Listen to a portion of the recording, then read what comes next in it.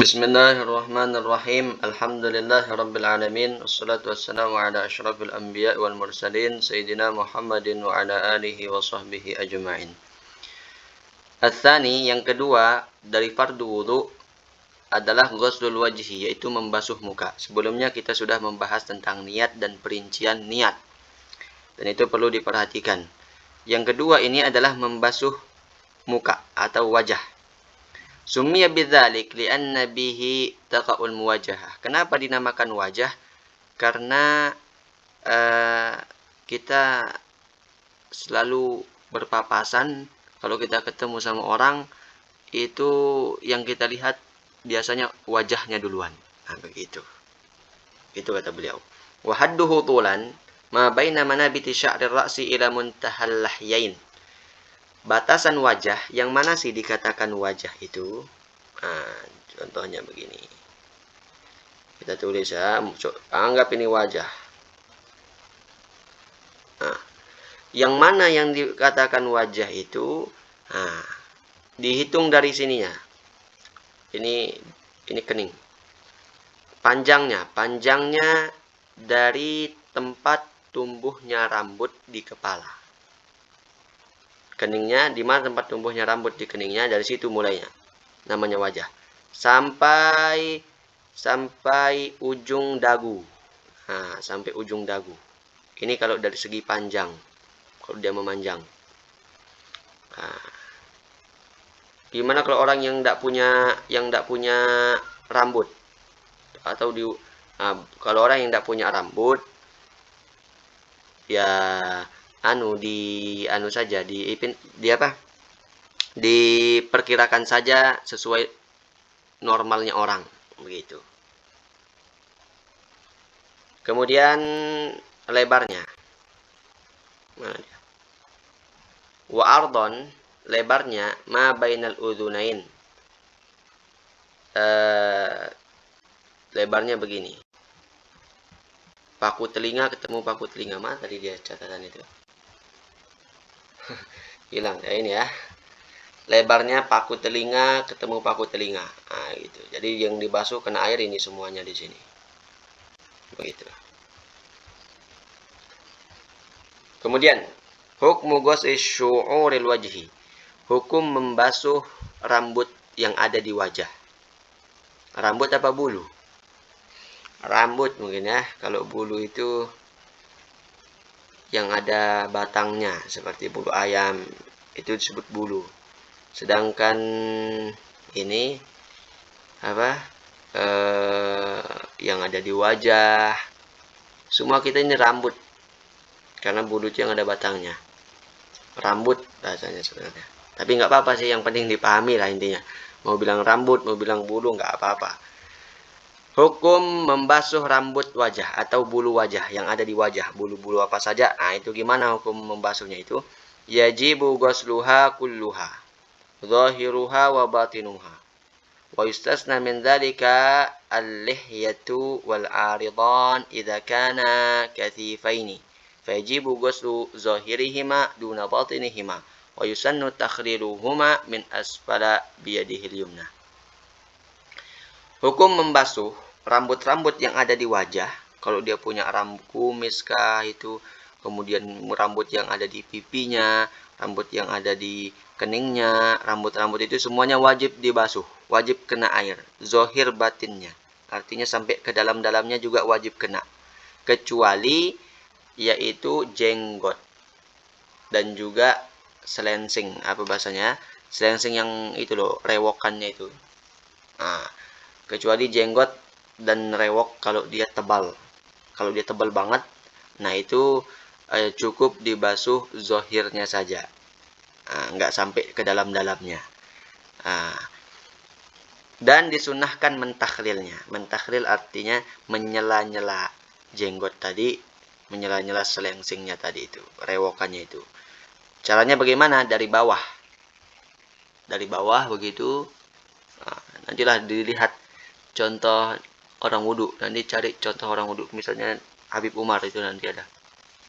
Nanti lihat cara wudhunya Habib Umar. Begitu.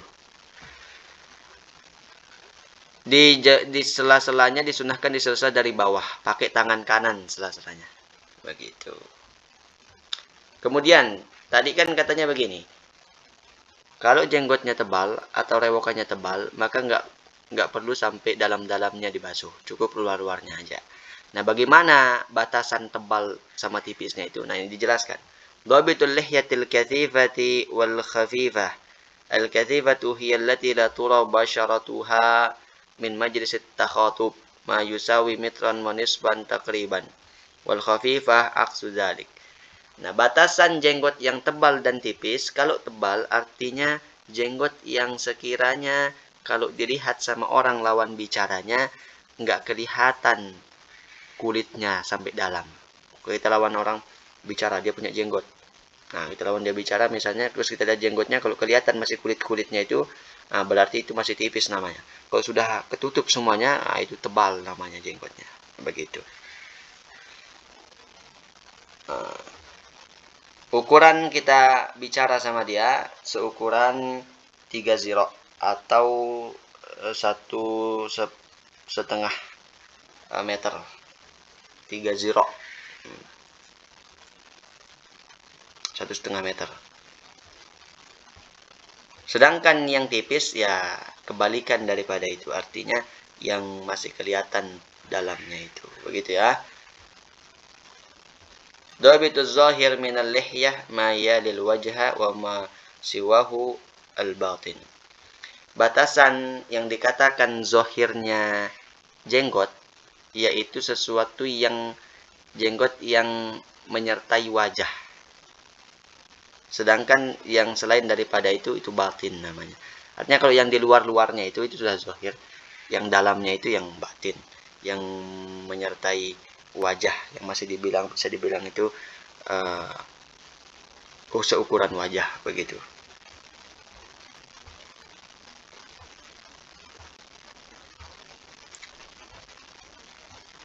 Kemudian yang ketiga, nantilah yang ketiga, sampai kedua lah dulu, atau sampai 3 ya, sampai 3 dah. Ats-tsalitsu ghuslul yadaini ma'al mirfaqain. Rukun wudhu yang ketiga adalah membasuh kedua tangan sampai siku. Al-mirfaqani, apa itu mirfaq? Mirfaq artinya kedua siku. Huma al-azmani al-barizani bainas sa'idi wal adud. Wa fi kulli yadin mirfaqani. Yajibu ghuslu juz'in minal adudi liyata'akkada min ghusli yadi kulliha liqaidatin ma la yatimmul wajib illa bihi fahuwa wajib.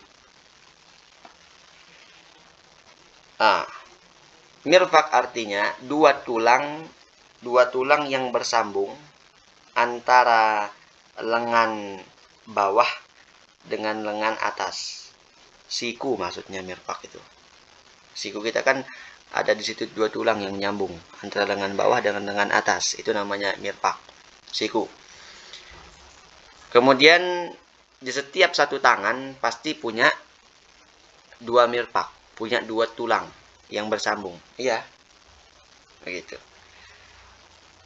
Maka wajib membasuh bagian daripada lengan atas